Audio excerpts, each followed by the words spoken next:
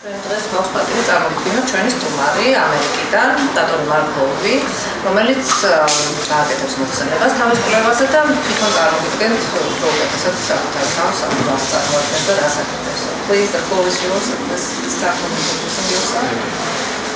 Hi, I'm Dr. Mark. I'm glad to be able to, in one day, speak at two different universities here in Tbilisi. გაიმართა მე ვარ დოქტორი და მოხარული ვარ რომ ერთდროულად თბილისის უნივერსიტეტში მომეცა საუბრის საშუალება. So I've been here in Tbilisi close to 3 weeks now. I've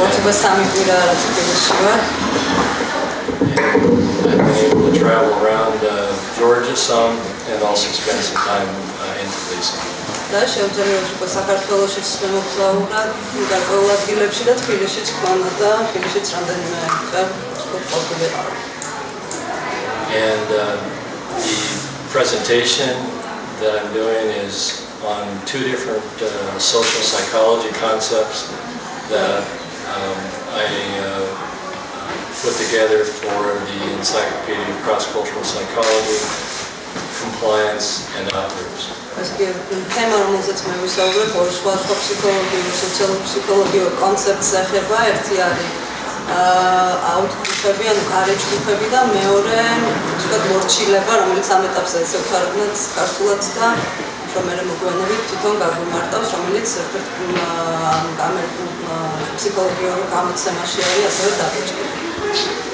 And I realized after I had those articles published in the encyclopedia that they had a lot of cross-cultural implications, and so I looked forward to the opportunity to be able to speak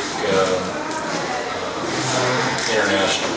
მას მე რაც სტატიები გამოვაქვეყნე ფსიქოლოგიურ გამოცემაში, ენციკლოპედიაში, ასე ქვია, მივხვდი რომ ამას ბევრი კროს-კულტურული კონტექსტი აქვს ამ კონცეპტებს და ამიტომ გადავწყვიტე რომ საინტერესო იქნებოდა საერთაშორისო დონეზე მესაუბრა ამ თემებზე.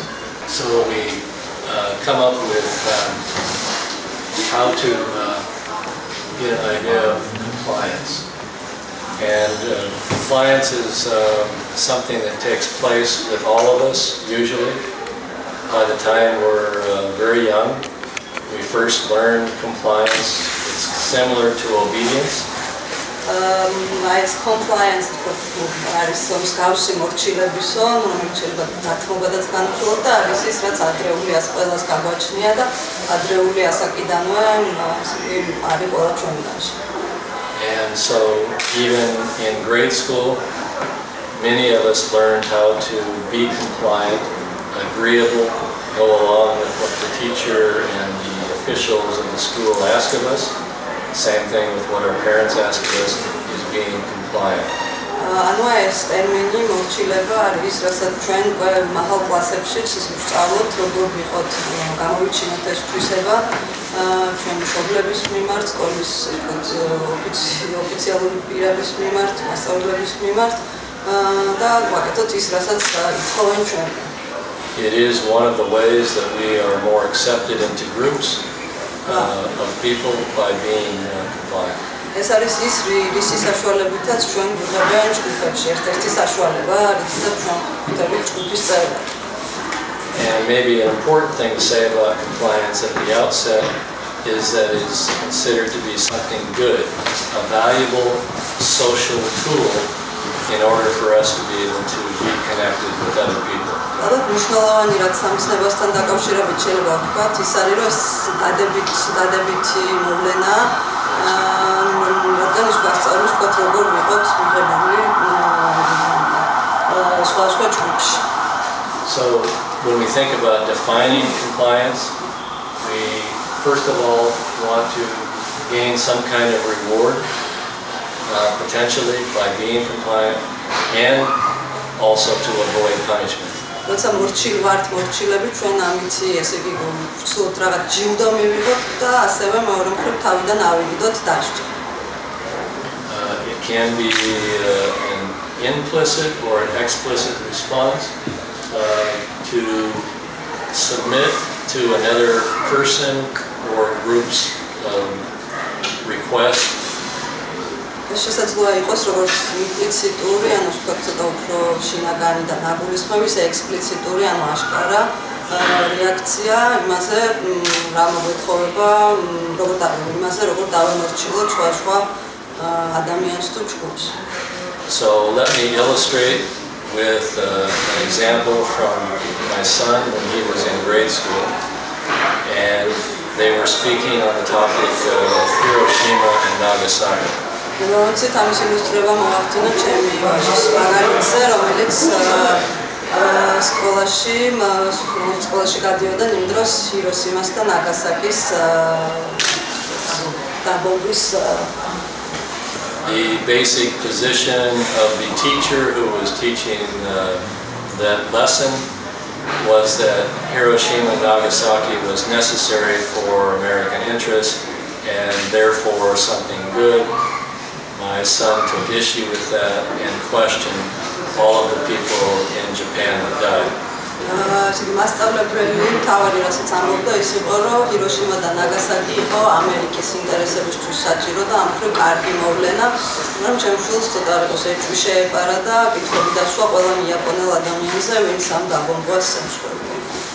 And I can proudly say that my son took a stand for something he felt was right, but because he was being non-compliant, he got punished.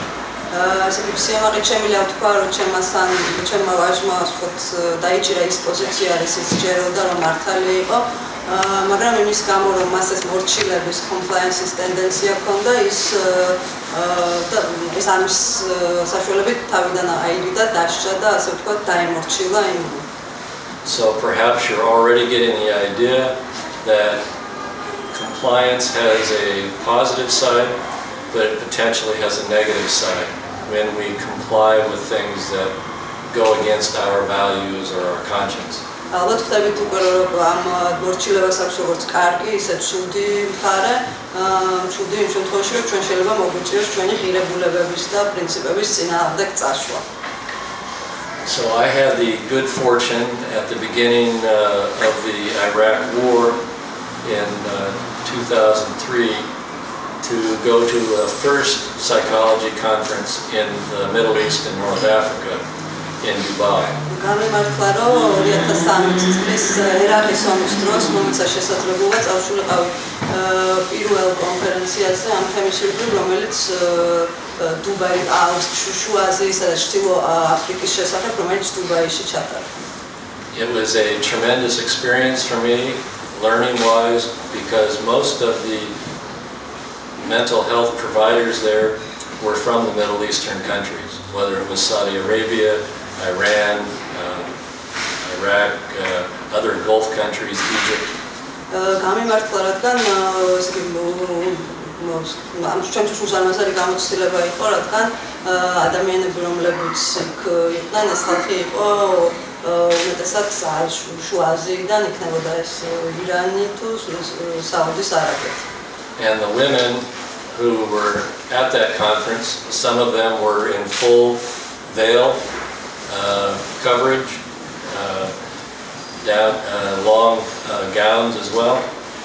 და ქალები, რომლებიც იქ იყვნენ, ზოგ მათგანს ჰქონდა აბსოლუტურად დაფარული სახე ჩადრით და ასე ვთქვათ, ეცვათ გრძელი კაბებიც თავისი.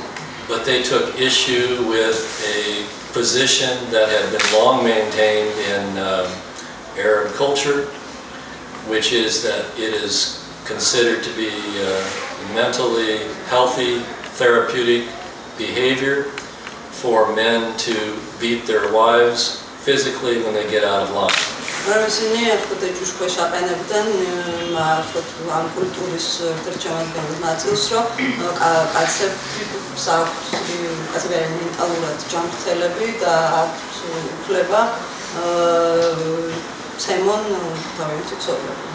So even though a number of these women could get in trouble for taking a position against this at a psychology conference, they said, in this area, in this psychology conference, there is no place for this kind of intervention with women to harm them physically. და მიუხედავად იმისა, რომ ჰქონდათ ამის თვითონ შეიძლება ჰქონდათ ამის საწინააღმდეგო პოზიცია ამ ხალებს, ისინი ამბობდნენ, რომ ამ კონფერენციაზე არ იყო არავის ხარის საშუალება, რომ მომხდარიყო ინტერვენცია ამ თვალსაზრისით. So again, an act of non-compliance to what you might call a social norm, but doing it because there seems to be a higher principle at stake, that a higher value they wanted to maintain. ეს არის ერთ-ერთი მაგალითი არა მორჩილებისა, სადაც ადამიანებს აქვთ იმაზე უფრო მაღალი ღირებულება და პოზიცია და მომედიან ამ მორჩილების წინააღმდეგ. So this is a picture of some of those brave women who did that, and like I mentioned, at the risk of going back to their respective countries and potentially having a backlash. და ეს არის ერთ-ერთი ამ თამამი მამაცი ქალების მაგალითი ამ კონფერენციაზე, რომლებიც სახლში დაბრუნებული ქულებს შეიძლება სერიოზული პრობლემები შეექმნოდათ ამის გამო, რაც მათ კონფერენციაზე განაცხადეს. Many of you, even if you're not in the field of psychology, have probably heard of Milgram's study. ბევრთვენგანს თუნდაც რომ ფსიქოლოგიის სტუდენტები არ ყოფილიყავით, ალბათ გაგიგიათ მილგრამის კვლევის შესახებ. The idea that Milgram had was to see how people are going to react when they're given instructions from a authority figure. იდეა ამ კვლევის ისაა, თუ როგორ იქცევა ხალხი, როცა მას ავტორიტეტული ფიგურა აძლევს ყოველ ინსტრუქციებს. So you had one group of people that were expected to come in and give electrical shocks to the person on the other side of a screen every time that they made a mistake in word pairs.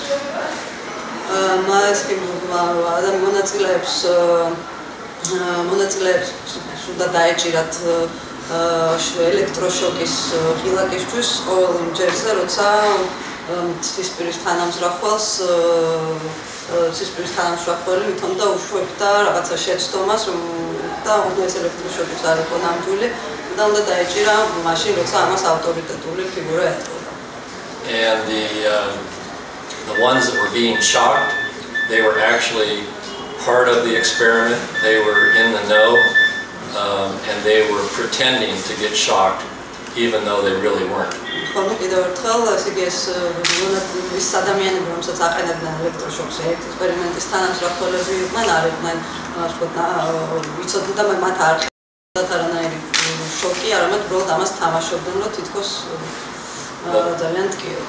But the ones that were told to press the button to do the shocks did not know. And they thought that they were really shocking them on the other side, especially when they heard screams and things like that.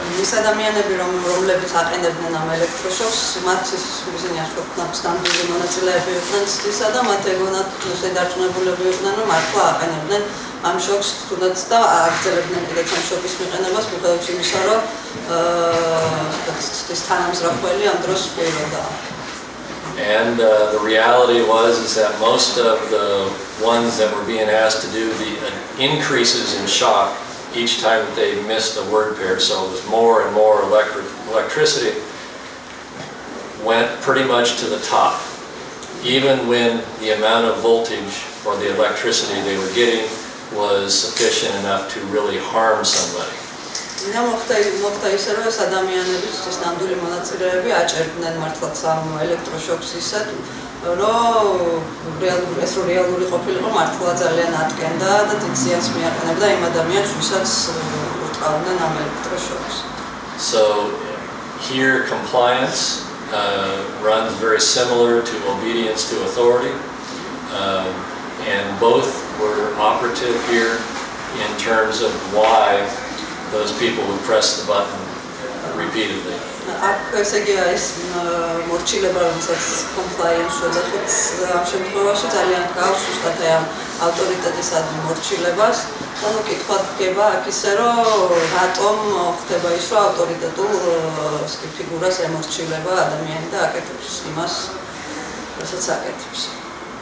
before this study could no longer be done, replicated, because it was found to be too hard on people involved psychologically. Before that happened, they did test in other places of the world and found that they came up with similar results. რაღაც მომენტში მოხდა ისე, რომ აკრძალეს ამ ექსპერიმენტის ჩატარება, იმიტომ რომ ძალიან ძიმე იყო მაშინ მონაწილე ადამიანებისთვის, მაგრამ სანამ ეს მოხდებოდა, მოასწრეს ამ ცდის რეპლიკაცია და განმეორება და იგივენაირი შედეგები აღმოაჩინეს. So I'm going to move forward a little bit in time, and this is now the year 2004, and I'm with the Army Reserve. I'm not a full-time active duty person, but I'm part-time. And 2004 წელია და მე ვიყავი რეზერვში, ჯარის რეზერვში, არა სულ განაკვეთზე, არამედ So I was called up to go to Germany for a year as a psychologist and work with soldiers and their spouses pretty much at the beginning of the Iraq War. და მითხრეს კი მე დამიდახეს რომ წავსულიყავი გერმანიაში და მე მუშაობ ფსიქოლოგად გერმანელ ჯარისკაცებთან და მათ მეუღლეებთან ერთად და ეს ხდებოდა ძალიან ცოტა ხნით ადრე ერაყის ომამდე. In the spring of 2004, just a few months after I had arrived in Germany, there was hot information that hit the news on some abuse of detainees in Iraq at Abu Ghraib. ესე იგი 2004 წლის გაზაფხულს ჩავედი, გაზაფხულს რამდენიმე თვის შემდეგ რაც მე გერმანიაში ჩავედი, გავრცელდა ინფორმაცია, რომ ისე მოხდა რაღაცები, დაიწყო რაღაცები ერაყში, აბუ ჯგუფთან დაკავშირებით.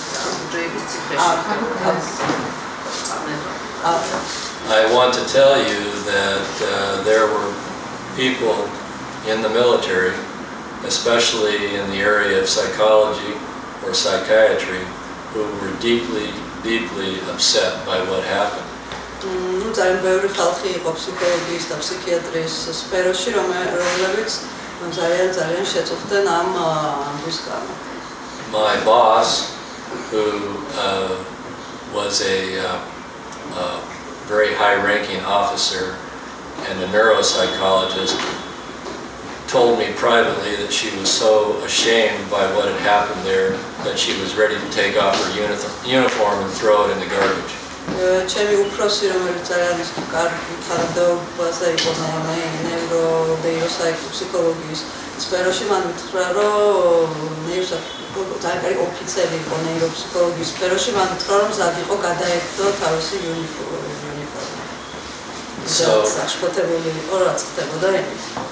So I decided to write an article as to how this could happen with American soldiers doing this to detainees. It was not about the specifics of the case there, but it was more a theoretical paper. ასე რომ გადავწყვიტე დამწერა შრომი იმასთან დაკავშირებით, თუ რატო ექცეოდნენ ამერიკელი ჯარისკაცები ასეთ ტყვეებს, ეს უფრო თეორიული ნაშრომი იყო. These slides are disturbing and probably bring back memories for some of you that you may have seen that hit world news. ეს სლაიდები ემოციურად შემაწუხებელია და შეიძლება გახსოვთ კიდეც ნიუსებში გინახავთ, სადაც In the one picture here, you have a female soldier who is humiliating male detainees as they are naked, and that, of course, is extremely shameful in Arab society. ერთ-ერთ სურათში ქალი ჯარისკაცი აყენებს შეურაცხყოფას ტიტუალ მამაკაცს ტყვეს. So in the research paper I did, I focused on some different studies. One was this Lombardo's Stanford study. There was Milgram's study, in-group, out-group, scapegoat theory, and then the concept of dehumanization. ჩემს კვლევით ნაშრომში ფოკუსირება მოვახდინე შემდეგ მომენტებზე, ეს იყო ზიმბარდოს სტენფორდის ციხის კვლევა, ნიუგრემის ავტორიტეტისადმი მორჩილების კვლევა, შიდა ჯგუფის და გარე ჯგუფის კვლევები და ეს განტარების ვაცის თეორია და დეჰუმანიზაციის კონცეფცია. When you are on active duty in the U.S. military, you have to go through channels and get permission to publish. როცა ამერიკაში ხარ აქტიურად ჩართული ამ საქმეში, შენ იწევს რაღაც რთული პროცესები გაიარო იმისთვის, რომ გამოაქვეყნან შენი სტატია. And in my case, it went through channels, and I was told I cannot publish while I'm on active duty. და ჩემს შემთხვევაში ამანაც გაიარა, ასე ვთქვათ, რაღაც ჩემმა სტატიამაც რაღაც შემოწმება და მითხრეს, რომ სანამ ვთქვათ აქტიურ სამსახურში ვიყავი, ანუ ალბათ გულისხმობა სამხედრო სამსახური, ამის გამოქვეყნება შეუძლებელი. As upset as I was at the time, I waited until I got off active duty after that year, and then it became a chapter in a book I wrote. და მოვიცადე მეფეთს რომ ძალიან არაგუსიამოვნო იყო ეს ჩემთვის, მოვიცადე გარკვეული პერიოდი და მე ეს კვლევა ვაქციე ერთ-ერთ თავად ჩემი წიგნისა, რომელიც გამოვაქვეყნე. And a major thesis of that article that I wrote was that yes, Americans, like other people in the world, can commit atrocities, can do abusive things under the right circumstances. და მთავარი თეზისი ამ ნაშრომისა იყო ის, რომ ამერიკელებს შეუძლიათ ჩაიდინონ შეურაცხყოფელი ქცევები კონკრეტულ გარემოებებში. So what happened at Abu Ghraib for a number of us in the psychology community had remnants of a study that had happened years before with a guy named Philip Zimbardo. ისაც აბუ გრეიბში მოხდა პრინციპში უკვე გამჟღავნებული იყო წლების წინანდელ კვლევაში, რომელიც ეკუთვნის ადამიანს სახელად ფილიპ ზიმბარდოს. And he set up a study at Stanford University in California.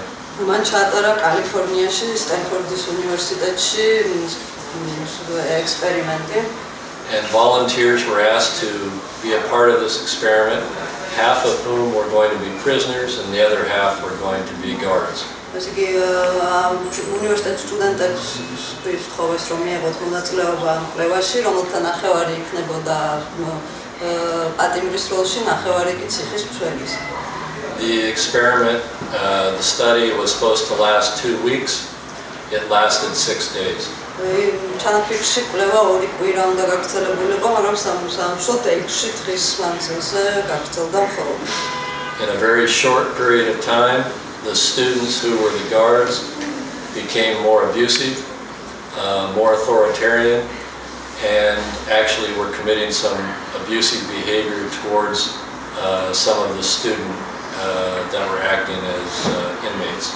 რაც მოხდა იყო ის, რომ არის ადამიანის სტუდენტები, რომლებიც იყვნენ ციხის მცველების როლში, მართლაც შევიდნენ იმდენად ამ როლში, რომ ძალიან მოძალადობრივ და შეურაცხყოფელ ქცევებს ახორციელებდნენ იმ სტუდენტების მიმართ, რომლებიც იყვნენ პატიმრების როლში. And there were at least 2, if not more, students who were the ones in confinement there that suffered psychologically as a result of that experience. და სულ მცირე 2 სტუდენტი იყო ამ პატიმრის როლში, რომლებისგან ორივემაც სერიოზული ფსიქოლოგიური ტრავმა განიცადეს აი ამ გამოცდილების შედეგად. Something that some people, even that have heard about Stanford prison study, do not know is that Zimbardo himself was acting as the warden of the prison. That was his role. შეიძლება ზოგმა არ იცის, მაგრამ ზიმბარდოც ამ კვლევაში იყო ერთ-ერთი როლში და ამ შემთხვევაში მცველის როლში იყო ზიმბარდოც, შეიძლება ბევრმა არ იცის, იმათაც კი ვისაც ამ კვლევის შესახებ სმენია. And when a colleague from the outside that was not part of the study came to visit to see what was going on, she spoke to Zimbardo and said, "What are you doing? this is getting out of hand. There's some people being traumatized. Zimbardo's immediate response is, please stop. Let me deal with things. I have a prison break that's about ready to take place and I need to deal with that. და როცა კოლეგა, მისი კოლეგა, რომელიც უნივერსიტეტში რომელიც არ იყო ამ კვლევაში ჩართული, მოვიდა და უთხრა რომ რას აკეთებ, ეს რაღაც საშინელებაა, ხო ხედავ ხალხი ტრაუმატიზირდება, ზიმბარდომ უპასუხა რომ აცალე მოსაგვარებელი მაქვს, შეიძლება აჯანყება მოხდეს ციხეში და მე უნდა დავამთავრებინათ. Zimbardo later became the president of the American Psychological Association, a very esteemed honor, and yet he himself, as he admitted, was capable of becoming warped or twisted with the kind of power that he was wielding in this so-called experiment. მოგვიანებით ზიმბარდო გახდა ფსიქოლოგიის ასოციაციის პრეზიდენტი და მან აღიარა რომ ის მართლაც თავადაც იყო ის საფრთხის წინაშე რომ ძალიან შესულიყო როლში ამ ძალაუფლებისგან რომ რაღაცა არაადეკვატური გამხდარიყო ისიც. So the students that were a part of this experiment talked about the abilities, the things that were being required of them that seemed outrageous and humiliating, and at the same time they were kind of becoming zombie-like in their behavior in trying to comply so that they would not be given more punishment. ისინი ამ კვლევაში მონაწილე სტუდენტები ლაპარაკობდნენ ამ მთელი ამ ექსპერიმენტის აბსურდულობაზე, თუ რა საშინელებები ხდებოდა, რა ზომბებს გავსებოდნენ და რომ ეს მორჩილება მათ იმდენად მოქმედებდა, რომ დასჯისგან თავის არიდების მისნით მართლაც იჩენდნენ აი ამ მორჩილებას. So as Zimbardo pointed out later, as well as a number of others, there were similarities between what happened in that brief experiment and the things that happened and unfolded in Abu Ghraib. დათმობა ზიმბარდომა თქვა რომ აი ამ ბევრი გავსება იყო იმას შორის რაც ამ ექსპერიმენტში მოხდა და რაც მე რეალურად მოხდა Abu Ghraibis. So the interesting thing about when we talk about compliance is that actually there was not just the Abu Ghraib detainees who were having to comply so that they wouldn't be mistreated worse, but also a number of the military police that were involved in interrogation and softening up, as they called it, were also having to exhibit compliance because they were being asked or told, ordered to do those things.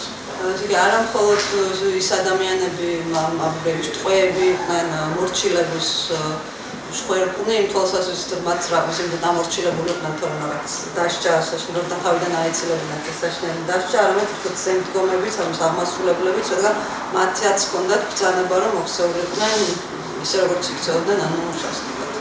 After all, I mean, how many times have we been told by people that are in those situations, I was following orders. და ბევრი ადამიანს უთქვამს უბრალოდ რომ ხოლმე ბრძანებას ვასრულებდი. So I'm moving forward a little bit to a quick trip that I took to Auschwitz. I had been to Germany several times but had never gone to visit Auschwitz. I think I was having to build up to it. And so one of the things I learned out of my visit to Auschwitz, the biggest really extermination camp in World War II for Jews and Gypsies and other undesirables that were put there, and then a number of them were exterminated.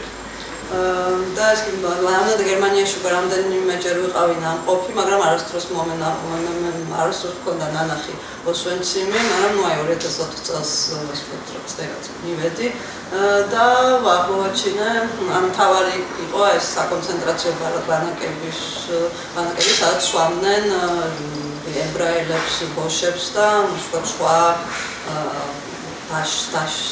საშიშ ადამიანებს.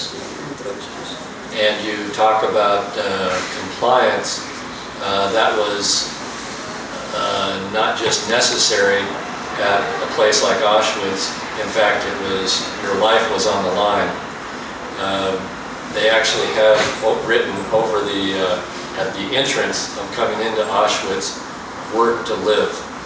The idea was if you want to live to see the next day, you better put in a good day of work. Be compliant, don't get out of hand, don't do anything that would upset us because that may cost you your life. ეს კი მორჩილება პრინციპში ოსვენის იმის აი ფუნდამენტური ხაზი იყო, კიდეც წერია შესასვლელში, რომ იმუშავე და იცოცხლებ, რაც ნუ იმას ნიშნავს, რომ თუ არ დაიმორჩილები და არ გამოიჩენ მორჩილებას, ძალიან ცუდად იქნება შენი საქმე. So I'm moving forward a little bit again. After my year that I spent in Germany with the Army, I spent 3 months at the European Peace University. Myself personally, after all that I experienced in that year in Germany, I was seriously thinking about getting out of the military. გერმანიაში გატარებული რამდენიმე ხნის შემდეგ სერიოზულად ვფიქრობდი, რომ სამხედრო საქმე მიმეტოვებინა და ნუ მე მოდის შემდეგი ეტაპი მის ცხოვრებაში ევროპული მშვიდობის უნივერსიტეტი. But thank goodness for good friends. I had a friend who was actually the chair of my dissertation in graduate school, who was working at the Naval Academy, and I discussed my disillusion with the military, and he encouraged me to stay in the military, but to continue to write. ჩემი მეგობრის დახმარებით, რომელიც იყო ჩემი სადისერტაციოს ნაშრომის ხელმძღვანელიც და რომელიც საზღვაო სფეროში მუშაობდა, მან მითხრა, რომ დარჩენილიყავი მეც ამ სამხედრო სფეროში და გამაგრძელებინა წერა და ძალიან გამახნევა ამ საქმეში. So that is the decision I made, and I think I'm glad I did, because it's too easy for people to get upset with things that the military does to get out, and then to write their memoirs, and everyone kind of writes it off as just bad taste in their mouth.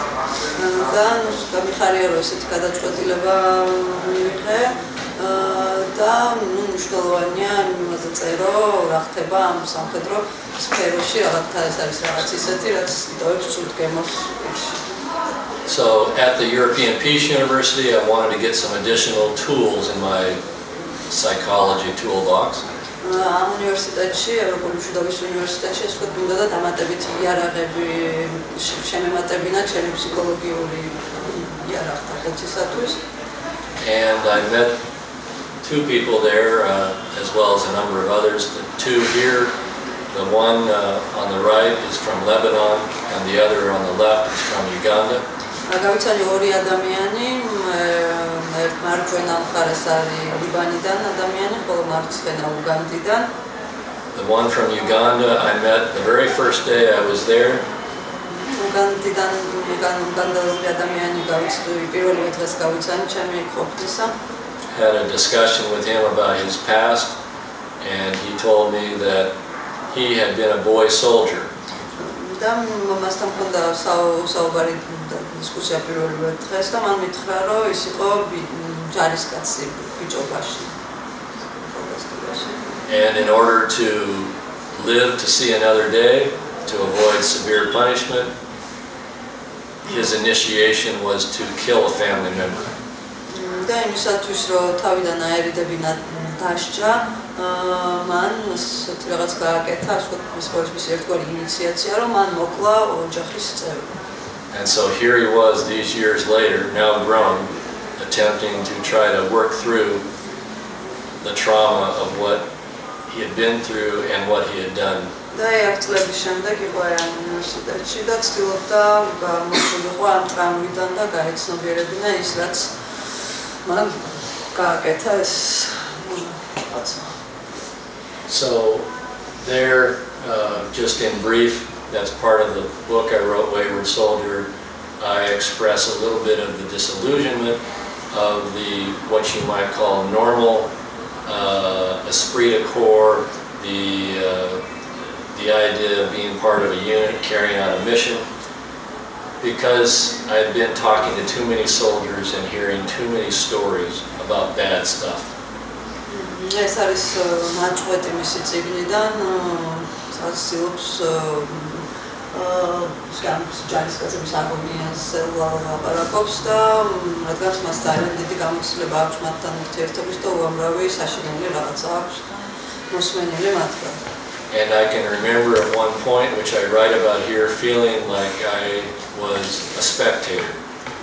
I was not in the fight, I was on the sidelines, and I was seeing these people coming back and telling me these things of horror, things that they had done to other people, things that were done to them, things that they had witnessed. და ერთმან ამის მომენტი, სადაც არის ამ შემთხვევაში არა ასეთი ჩართულის როლში, არამედ დამკვირვებლის როლში, რომელიც აკვირდება ადამიანებს, რომლებმაც გააკეთეს საშინელებები, საზისგრობები სხვა ადამიანებს და გახდნენ საზისგრობების მოწმეები ეს ადამიანები. So, coming back to compliance, there are two sides to it, as we talked about. One is it helps to maintain society, to have a level of compliance. It would be kind of a chaotic environment if we didn't have compliance. In fact, you could almost call it anarchy.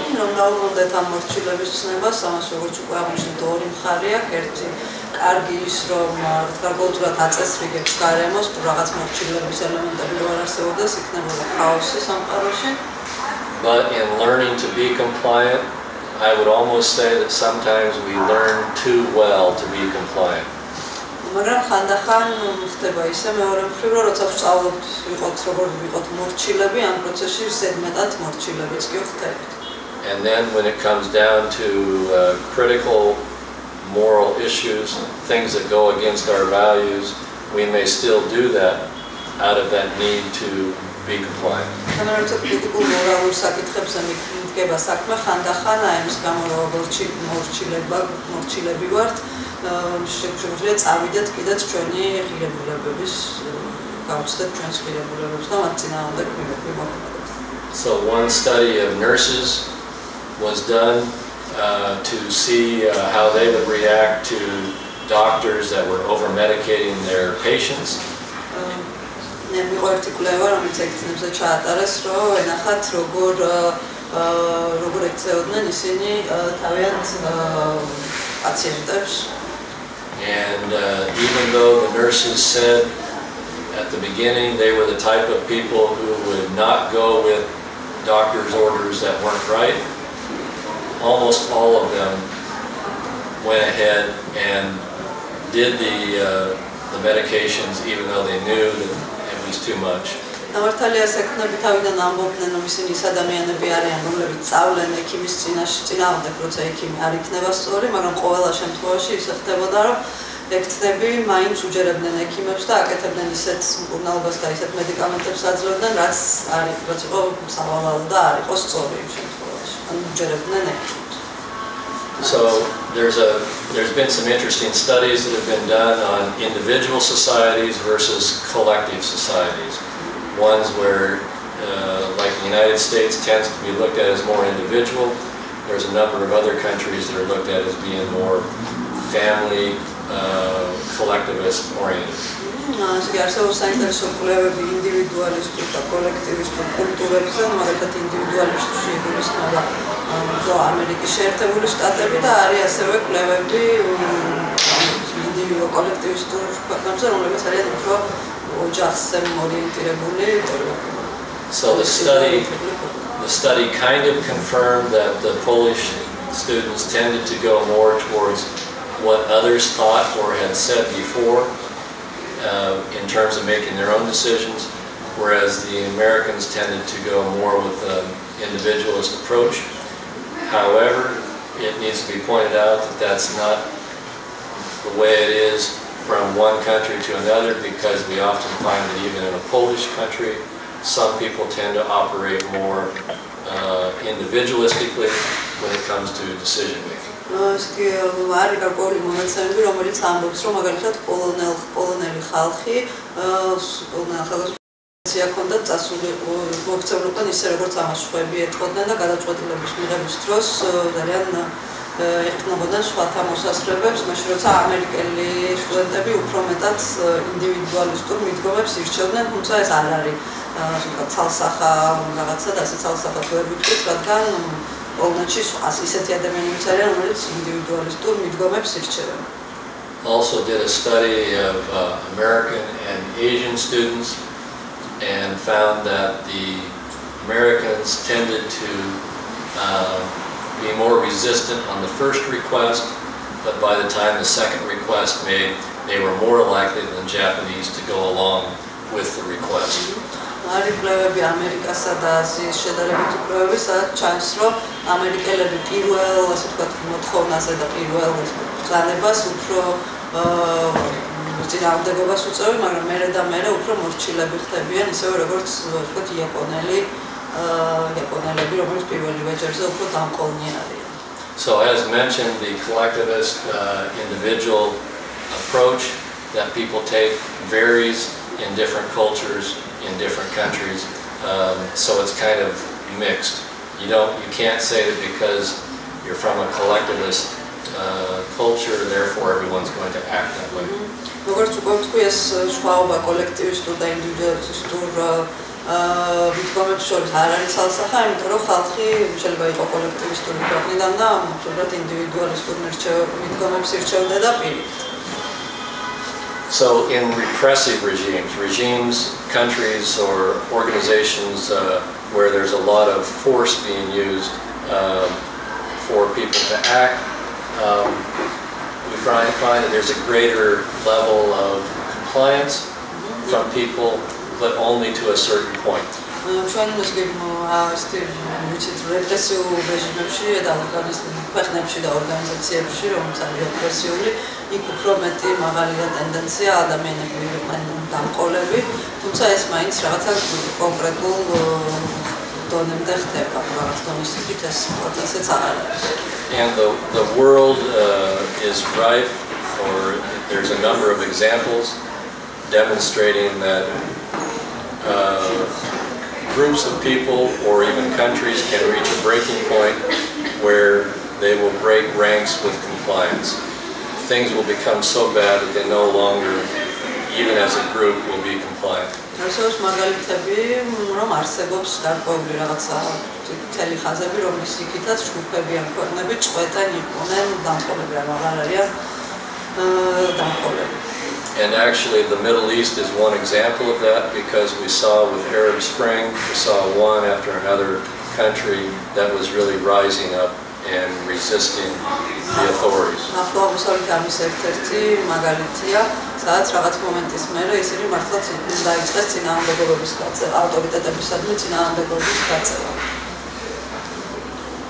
So, talked a little bit about compliance, and now I want to go into outgroups and give you an idea of how outgroups kind of plays itself out.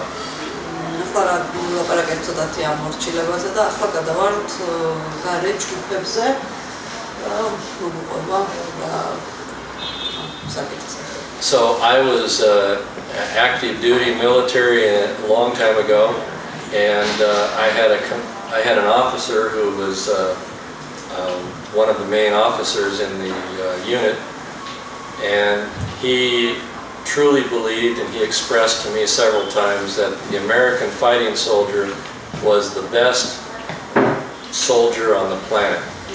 Better fighting, better capable, better intellect, all of those kind of things combined.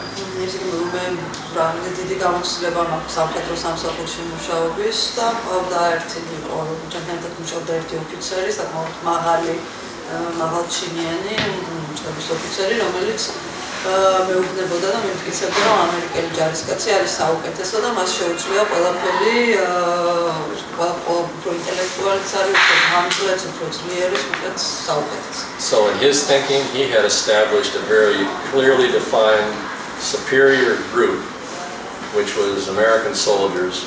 All the other soldiers around the earth were less than that, and they would have been on the outside, so in group, out group. მოკლედ მის წარმოსავალის აზრით, მის თვლში იყო რაღაც გაჩენილი აღმატებული ჯგუფის ხატი, ეს იყო ამერიკელი ჯარისკაცი და ამის გარდა ეს იყო მისი შიდა ჯგუფი და ამის გარდა ყველაფერი იყო, თქვა რაღაცები იყო გარე ჯგუფად კვალიფიცირდებოდა მისთვის.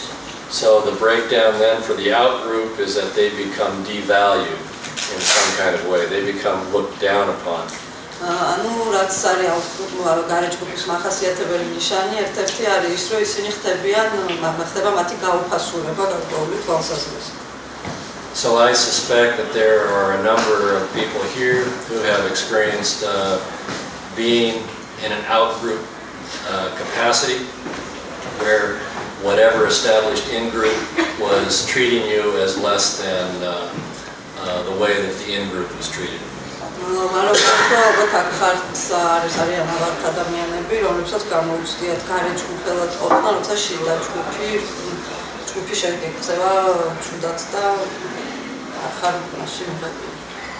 In fact, I don't know that you can go anywhere in the world and not see in-group, out-group stuff taking place as children are growing up.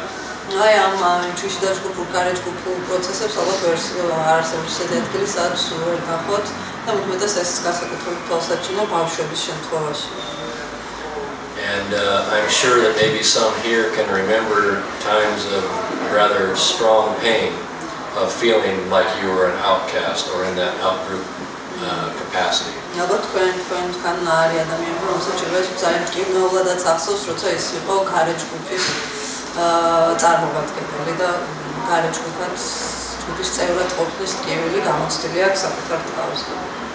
So being different is a hallmark of being in an out-group, being looked at as different than those who are in the in-group.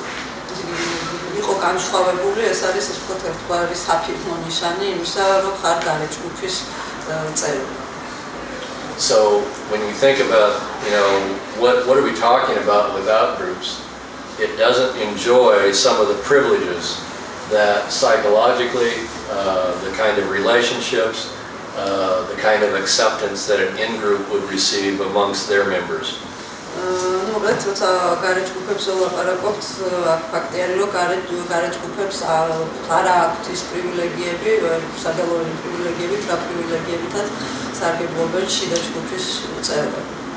And in some kind of ways, so it's one thing if you have an in-group and an out-group where you have kind of equal rank or equal status, but typically what you're going to find with an in-group is they have some kind of extra power to be able to put the squeeze or put the pain to those in the out-group.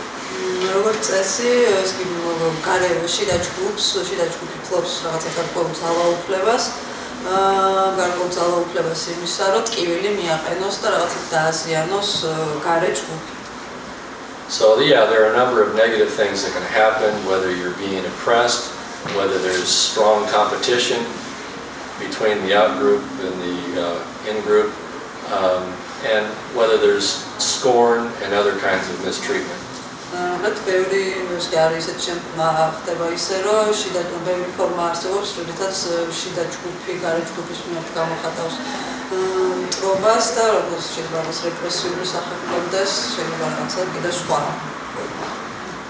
So the homogeneity bias is, in psychology, is a term that is used to identify out-groups as being looked at as being more alike than in-groups are. So that in-groups there's more variety of people, but the perception that they have towards the out-group is they're all alike.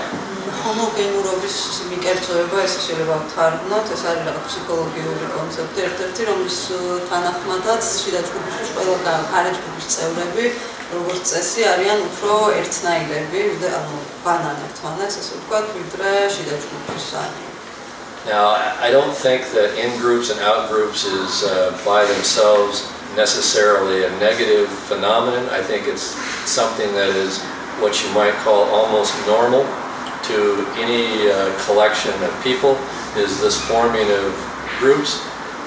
And there are times when in-groups can treat out-groups fairly decently.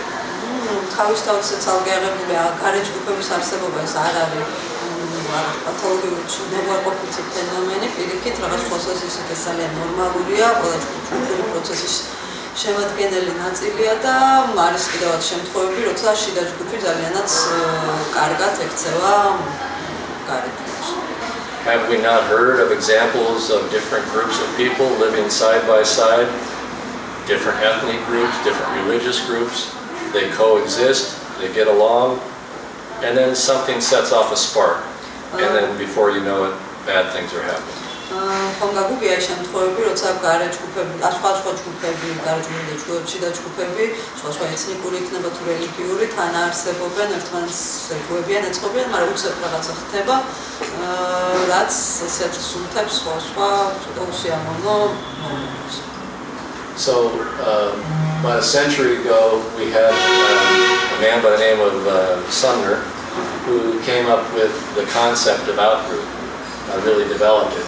And his idea was it's where different groups compete for survival, and that there's actually not sufficient resources for everybody. წინა საუკუნეში ყავდა ესეთი მეცნიერი სამნერი, რომელმაც თქვა, რომ გარე ჯგუფები და შიდა ჯგუფები შეეჯიბრებიან ერთმანეთს რესურსებისთვის და ეს რესურსები არ არის ყველასთვის საკმარისი. So in a way, it's like this economic kind of conflict. It becomes the breeding ground for adversarial or conflict between groups. და შეიძლება ითქვას, რომ ეს ეკონომიკური შეჯიბრი ხდება საბაბი ამ ჯგუფების გრობისა თუ კონფლიქტებისა. And the term ethnocentrism came up at that point, which was talking about a kind of feeling of superiority that a certain group has over other groups, and that we, our group, is kind of like the center of the universe.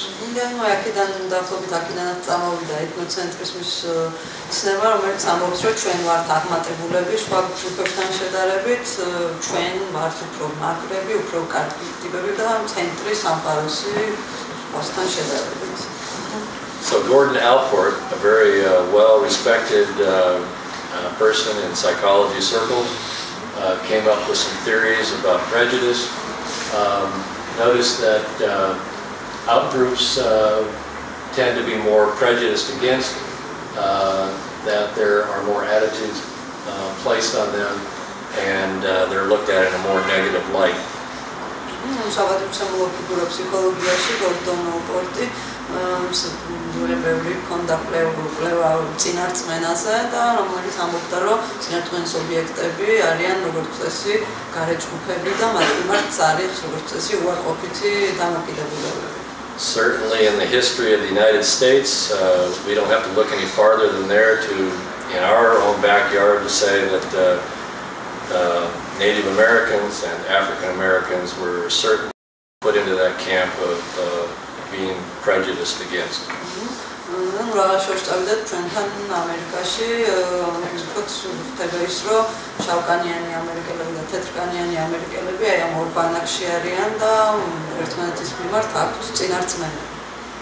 Actually, there's been studies of even sports fans. If you're a fan of a certain sport, I imagine some folks here are into soccer. Back in the States, I happen to follow football quite a bit. And so we have fans that identify themselves with a team.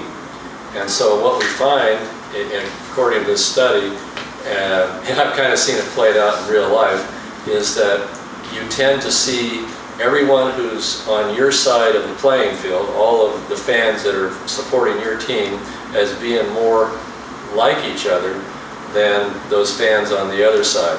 So it's actually harder to see a fan over there as perhaps even being more similar to you than some of the people that are supporting your team. გულშემატკივრები და კვლევამასებთან და რეალურმა ცხოვრებაშიც ასეა, რომ თქვათ ერთ მხარეს მждარი ერთი გუნდის მხარდამჭერები და გულშემატკივრები გვანან ერთმანეთს და გიჭირს და მეორე მხარეს მეორე მხარეს მხარდაჭერები ამ შემთხვევაში არ ერგებიან შენს შორს არიან ამ მსგავსებისგან და თქვენ გავხართ ერთმანეთს ერთი ჯგუფის მხარდამჭერები. So just to re-emphasize another study showing that yes, outgroups can be treated well by in-groups. That's not impossible. It has happened. There are examples of that peaceful coexistence between different groups, and not just coexistence, but actually getting along. Even with Palestinians and Jews, prior to 1948, when the British left, there was a reasonable degree of coexistence. Once the British left, a vacuum occurred and all hell broke loose after 48. კიდევ ერთხელ უნდა რომ გავუსვას ხაზი იმას, რომ არსებობს ისტორიაში მაგალითები იმისა, რომ შიდა ჯგუფები კარგად ექცევიან გარე ჯგუფებს, თუმცა კარგად შეუძლიათ თანაარსებობა და ამის მაგალითად მოყავს მაგალითად თუნდაც პალესტინელები და ებრაელები 1941 წლამდე, როდესაც ბრიტანელები იყვნენ, ისინი ამხრივად კარგად თანაარსებობდნენ, თუმცა ბრიტანელების წასვლის შემდეგ ეს თანაარსებობა პირიქით დაირღვა და გაფუჭდა სიტუაცია. So allow me, if you will, to share a personal event that happened, or a series of events that happened to me recently that may help to amplify in-groups and out-groups.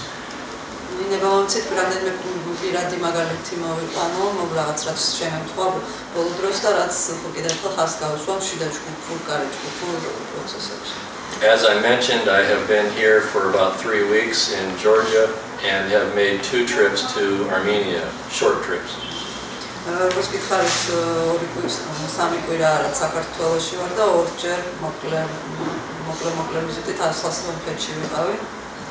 And the first trip was just to kind of see what it was like, and I had to get back here. I think there was some kind of obligation I had here. And then the second trip was primarily because I wanted to see Mount Ararat.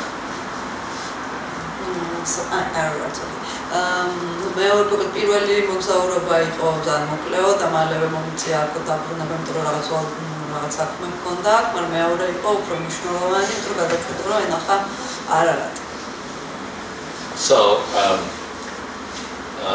I stayed a night in Yerevan, enjoyed staying there, and then the next day I was going to get as close to Mount Arafat as I could, take some pictures. I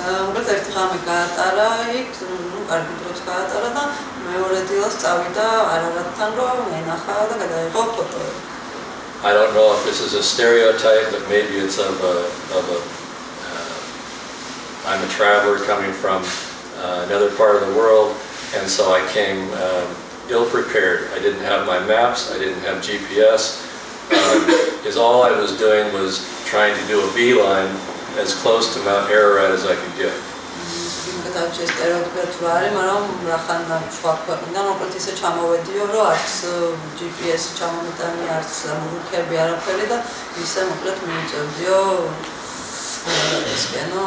At least I knew some of my geography. I knew that Ararat was in Turkey.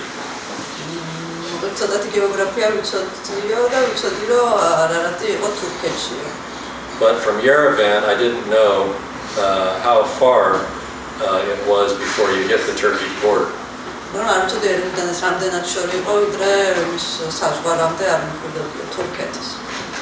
So I noticed that a lot of the roads, as I was pushing toward the mountain, a lot of the roads were going this way, but there weren't very many roads, in fact none, that were going this way toward the mountain.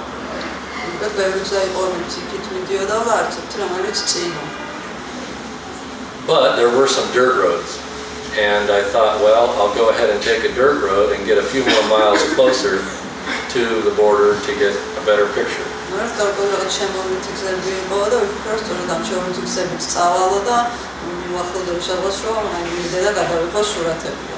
I found out where the border was because I ran into the border guard before I knew it.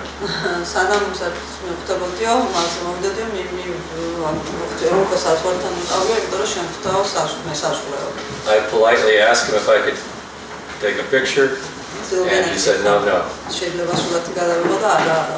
And he made a motion like turn around and go back.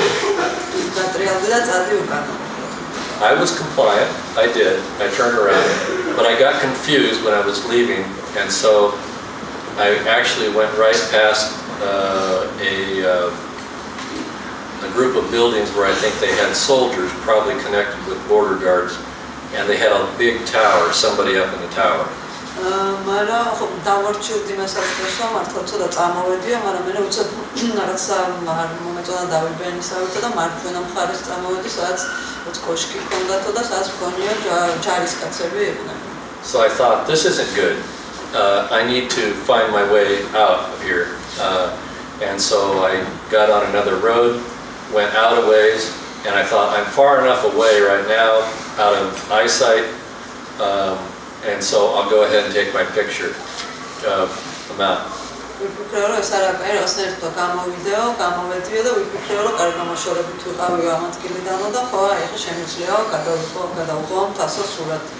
I was then heading to through a village, and there was a car coming the other direction. It was an old beat-up car, and there was a guy going like this.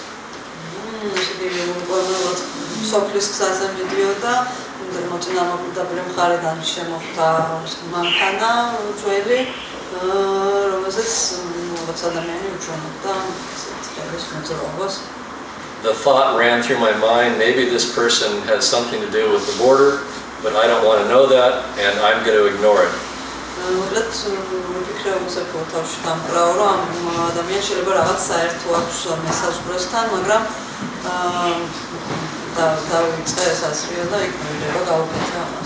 Well, I could no longer ignore it when he turned around his vehicle and came up alongside my vehicle and goes like this.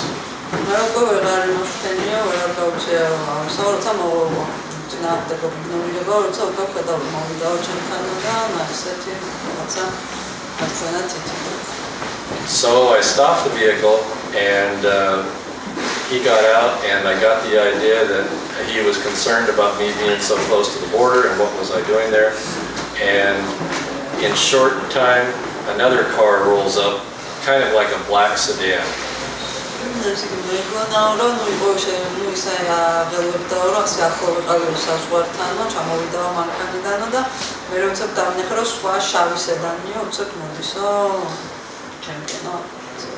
And the first man who had stopped me was talking to the guy in the sedan, and that guy was staying in his car. He was also on his cell phone, and I was starting to realize this is a border incident.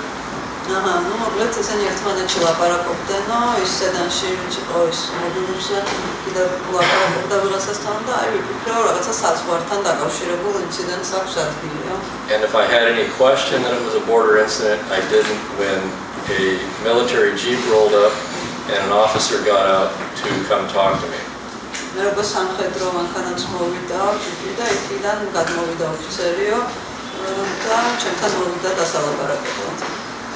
And then eventually some other cars rolled up. There was obviously very strong concern about me being there. And also some children from the village and adults from the village were gathering around. It became a community affair.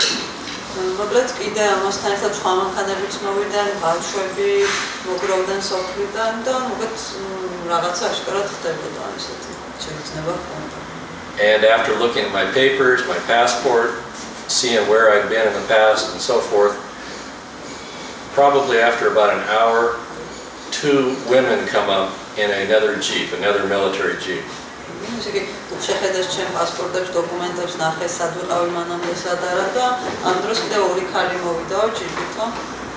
The one woman talks to the soldier for a little bit and then comes to my window. I'm still in the car, and she tells me that she speaks English better, and we just talk a little bit about how long I'd been in country, in Armenia, how long I'd been in Georgia, those kinds of things. And then she talks to the soldier again.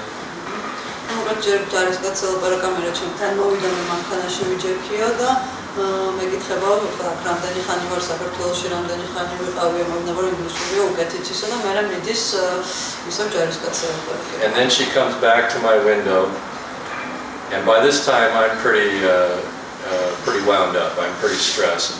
She comes back to my window and says, I need to ask you a question. And everyone that was there was like they were leaning in. This was the moment. ხოდა მე ისე მოდისო ჩემთან ანუ ერთი საათია უკვე იქარი და დასტრესილი ვარ უკვე საკმაოდ და მეუბნებაო რომ რაღაც უნდა მკითხოს და ამ დროს ყველა ხალხი ესე მოდის ჩემთანო. And as everyone is leaning in, listening intently, you can't hear it. Everything's totally quiet. She says, "What are you doing here?" Well,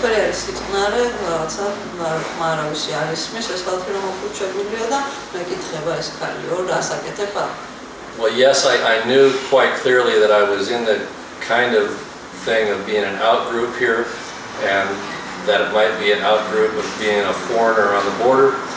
And so I knew this was my crowning moment. This was my moment when either I was going to have a good outcome or a not so good outcome.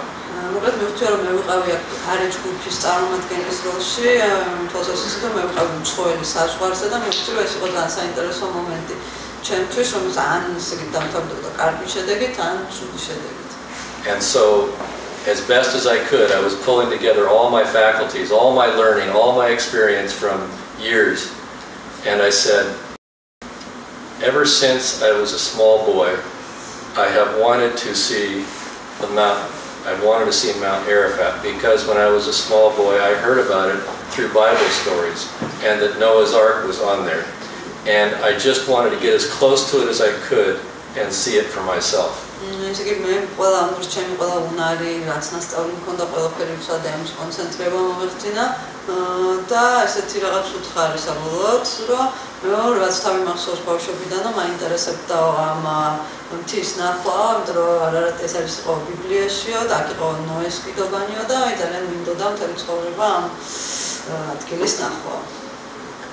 And as I looked out there for the response, because she related, she told it back to everyone. And I mean not just the soldier and the person in the black car and some of the other military people there, but also the children and also the adults that were from the town. Everyone heard it.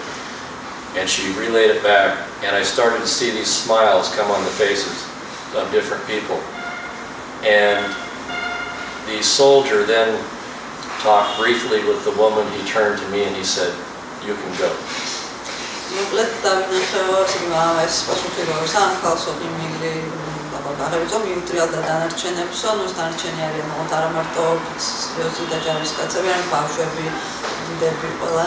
და ამათ ეუბნება როგორც ჩამსავალთარნა ამის პასუხი და ყველა სახეებზე უცებუხიმილი გამოისახავა და მოვიდეს ჩემთან ჯარისკაცი და მეუბნება რომ შეგიძლიაო წახვიდე. So in my emotional state, I reached my hand out and I grabbed every person's hand I could get and I shook their hand and said thank you, thank you, thank you. აი ჩემს გამარებაში რომელშიც გავიაზე გაუწოდო ხელიო ყველასამ მანქანიდან და ყველას ესე იგი დიდი მადლობა გადაუხადე ჩამოვართვიო ყველას. And that to me is an example of what can happen within groups and out groups where in groups can potentially open up to an out person that's part of an out group if they see things about that person that they can connect with. ანუ ეს არის ჩემთვის იმის მაგალითი თუ როგორ ხდება რომ შიდა ჯგუფის წევრები შეუძლიათ ეს გაიხსნან გარე ჯგუფის წევრის მიმართ თუ ეს გარე ჯგუფი რაღაც ისეც გააკეთებს რაც კავშირში იქნება მათთან რასაც თავის თავთან დააკავშირებს შიდა ჯგუფი. So this, by the way, is what I paid a very high price for. Was it worth it? I suppose. But I want to tell you that I did not do this in any way to do some kind of experiment on the border between in-groups and out-groups.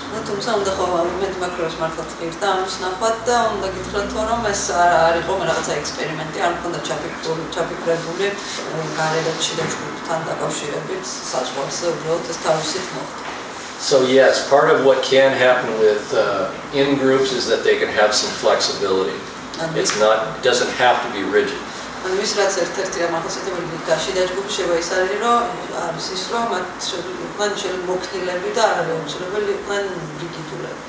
And I can say that even since I've been in Georgia and having met a number of students here, that there has been an opportunity for a group of students to kind of allow me into their circle and to spend some time with them. And that, I think, is an example of that kind of flexibility.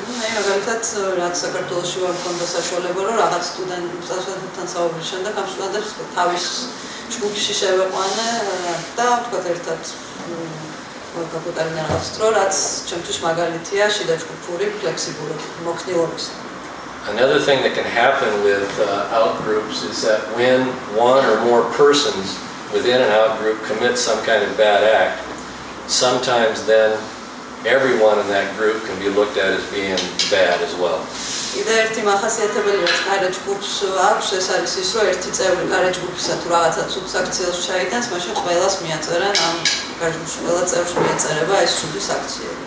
And this is where you oftentimes may see an increase of negative reactions or treatment. Sometimes it can get to really bad places.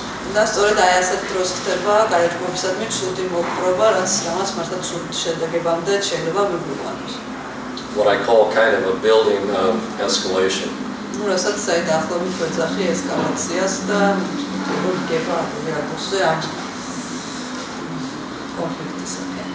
So another person who wrote extensively about outgroups and in-groups, Staub identified that in-groups tend to view all people that are prisoners or detainees as being equally bad.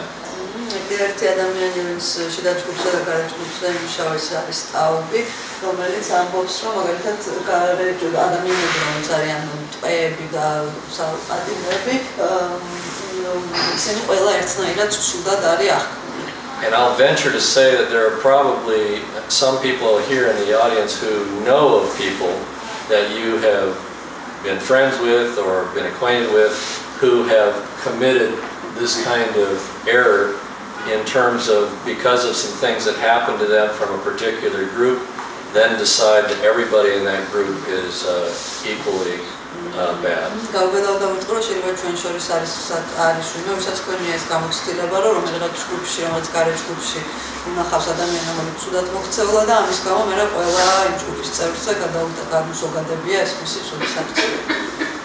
And then another person who studied this talked about the tendency to magnify us here and those people out there. So to really intensify the differentness between us and them.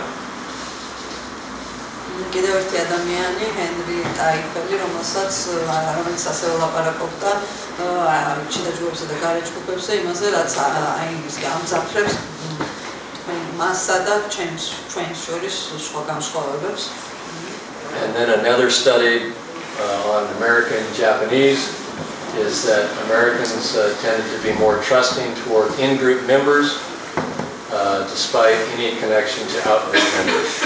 Whereas the Japanese tended to be more open or inclusive to even out-group if they connected with them.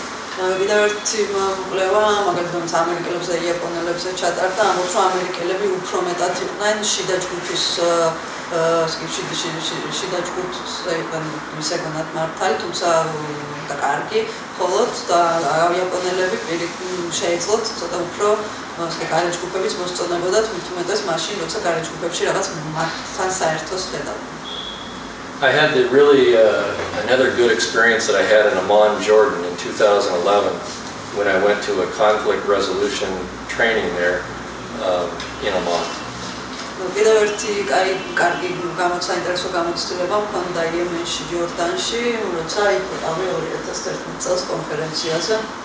There was a very interesting part of the conference which lasted about 4 or 5 days, and that's that there were a number of Jordanians there who had Palestinian roots. In fact, they could say that some of their family had lived in Israel before.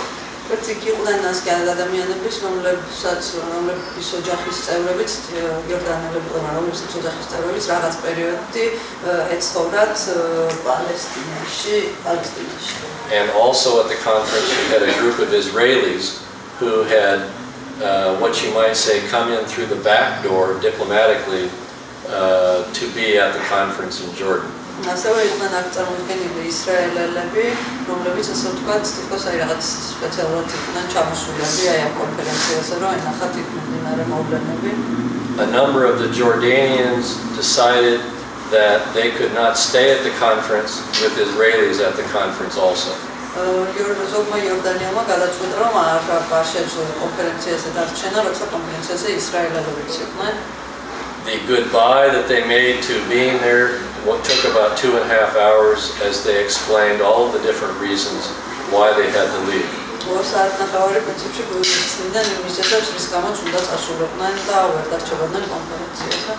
One of the things that made probably the most sense in them having to leave is that their own group, their own people, would take issue with them if they stayed at a conference with Israelis there.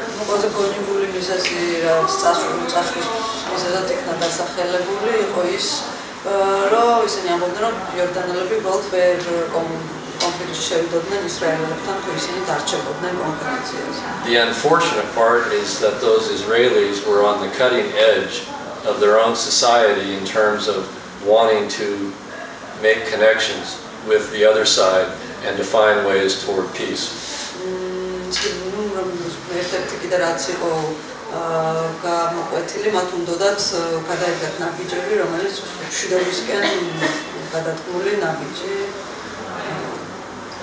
So the breakdown of the out group and the in group is that in Jordan, you know, while the Israelis were in Jordan, not on their own territory, they were like the out group.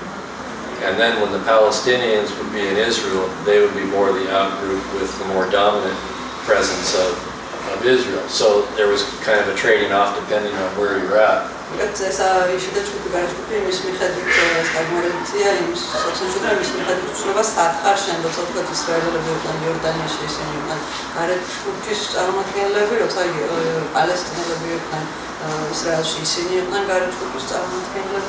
So I didn't get away from that conference without something very powerful happening.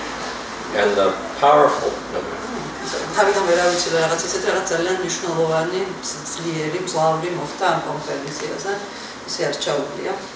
And the powerful thing that happened is that a group of Israelis and Palestinians that came there were part of the same organization.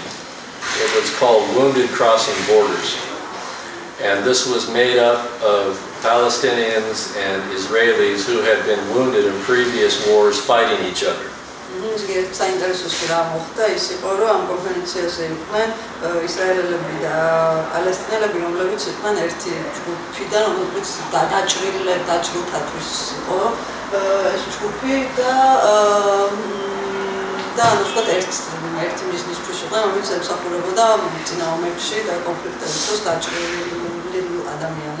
And part of the way that they learned to get along with one another and to like one another is that they would pay a lot of money to travel with each other outside of the Middle East and go to places like Europe and hang out with each other.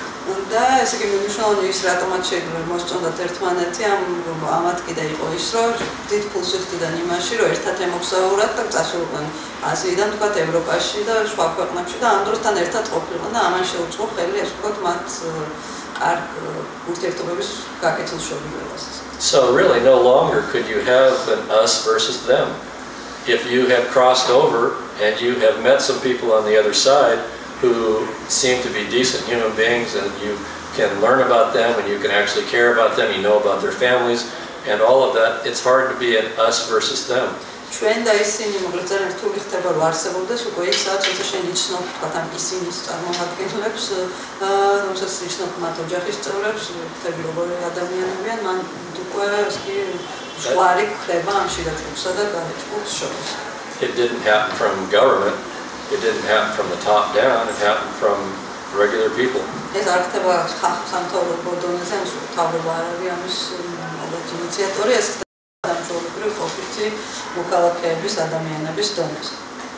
At that conference also, I had met both of them. There was one woman from Lebanon and another woman from Israel.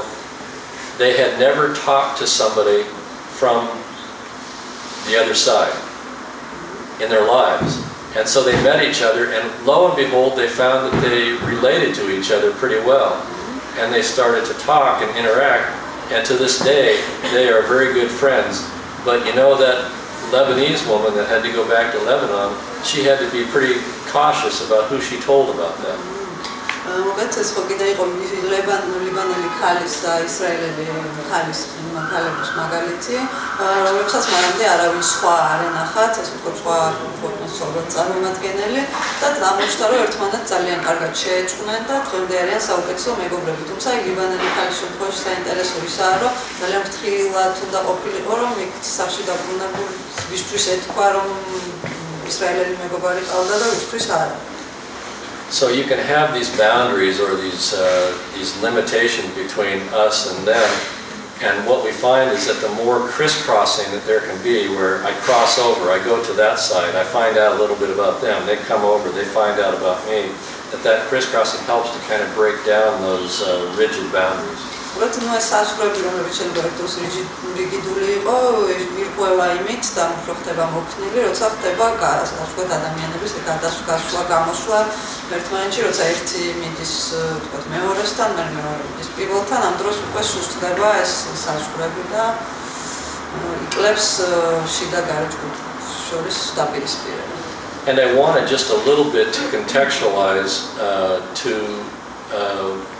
being in Georgia. And you know, some of the things that Georgian people have to deal with, and as I understand, yeah, there's some issues with the Russians and some things that have happened even in recent history that were pretty damaging and harmful. And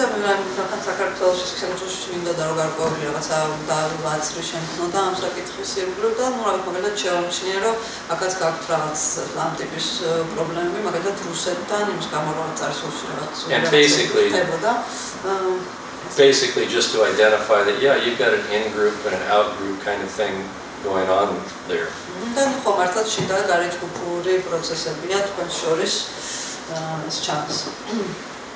And that it doesn't feel too good when you're in the out-group capacity.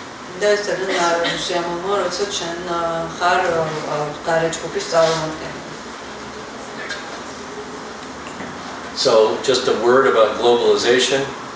We find that globalization has had many positive benefits. It has brought people together from very many places around the world. Yes, I can talk on the internet to somebody halfway around the world. And to somebody from a very different culture. There's a lot of ways of connecting, and yet at the same time, globalization doesn't make everybody a winner necessarily. Some can feel almost like they become more of an out-group through that process of globalization, and especially what you might call Western influence.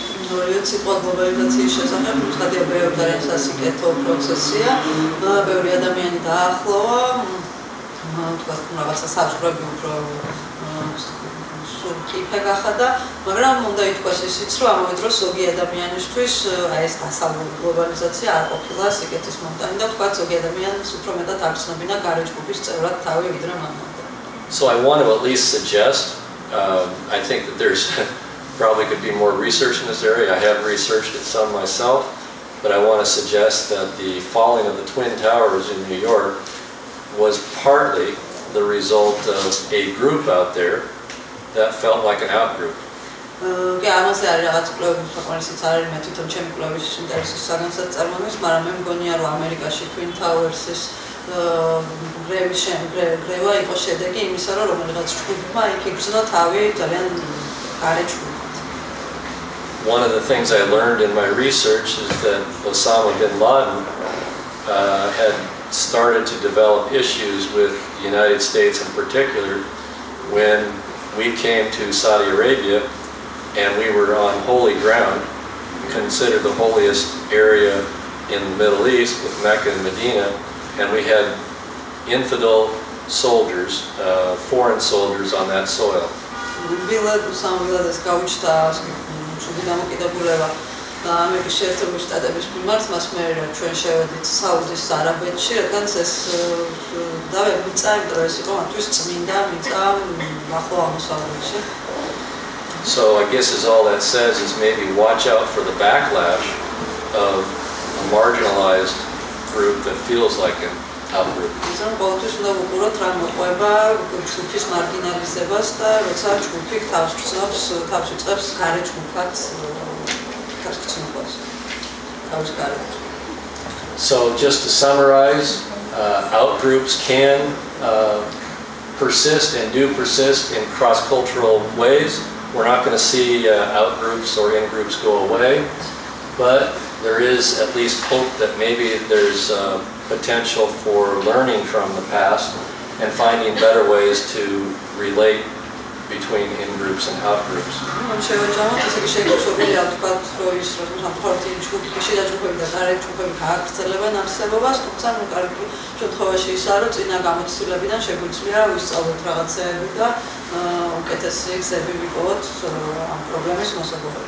So if any of you here are interested in kind of doing some research, maybe more specific to the area that you live in, there's plenty of opportunity for expanding upon what's the research out there already on out-groups and in-groups.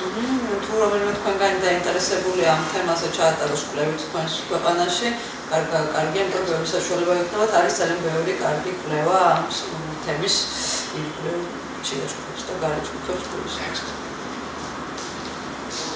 I leave my email for anybody who is interested in being able to consult with me wherever I might be in the future. I'll certainly be glad to interact with anybody, whether it's academically or personally or whatever basis. I like making contact with different groups of people as I go along, especially students. And the reason I feel that way is because I feel in many respects, even like what I've seen in the last few days, you know, where students can get aroused about things, they can get excited about things, they can get disturbed by things. And so many times it's students that become change makers in the societies in which they live.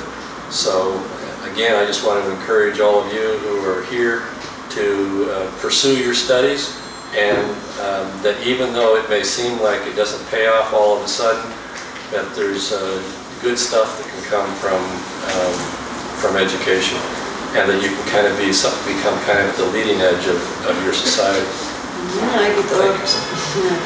გიტოვებს ჩემს email-ს და შეიძლება ავჭებოთ მომართეთ, როცა გეკიდათ იგი პასუხებს, სადაც არ უნდა ვიყვანოთ აკადემიური თუნდაც რემის სხვა მიზეზებით, ძალიან მიყვარს ზოგადად სტუდენტებთან ურთიერთობა, და სტუდენტებს ძალიან აინტერესებთ და აღელვებთ და პროვოკაციებიან გარკვეული საკითხებით, სტიმულირდებიან განსაკუთრებულად და ეს ყოველთვის საინტერესოა, თამით უფრო ის გათვალისწინებთ, რომ სტუდენტები არიან ცვლილებების ცვლილებებს მოიტანენ და ცვლილებების შემქმნელები, შეიძლება ითქვას, ამიტომ საინტერესოა, გურჩევთ ხოლმე გავყვეთ თქვენს ინტერესებს, თქვენს კვლევებს, შეიძლება ვთქვათ შედეგი უცებ არ მოვიდეს, მაგრამ დროთა განმავლობაში აუცილებლად მოვა და დიდი მადლობა გადაგიხადათ. I don't want